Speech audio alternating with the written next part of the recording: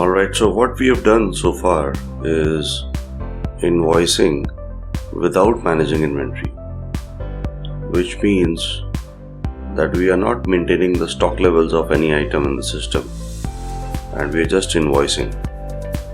So if we look at any items, so for example, if we look at any of the items, we see that the in-stock quantity is 0. We can also pull out a standard report of stock level, stock details, and we can see that all the items have an in-stock quantity of 0 for each warehouse, right?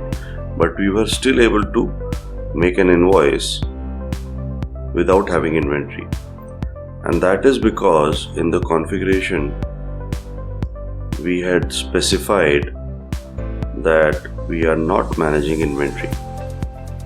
Alright, so once we enable this, from this point onwards the system will start maintaining inventory and you cannot disable it once you have enabled it.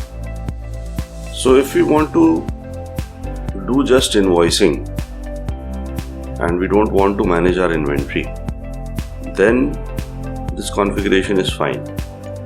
But if you want your inventory levels to be managed as well, and obviously the invoicing should be allowed only if we have enough stock of each item, then we need to enable this.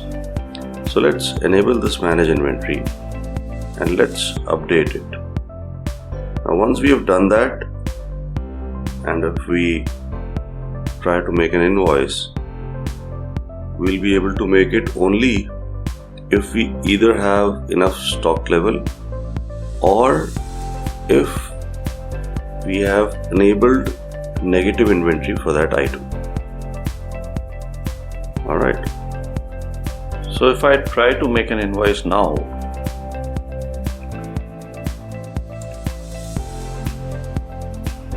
and I take any of those items, because none of them have a stock level right now, so I'll put in any quantity, let it be 1, and if I choose any of the warehouses, put in some price and some taxes. So if I try to add this invoice, I'll get a message just like this which says that the quantity is not available for invoicing. So you see now that the inventory management has been enabled, it will not let you invoice beyond what is available in the inventory unless you have enabled the option for negative inventory for that item. Alright, so let's move on and understand how can we manage our inventory further.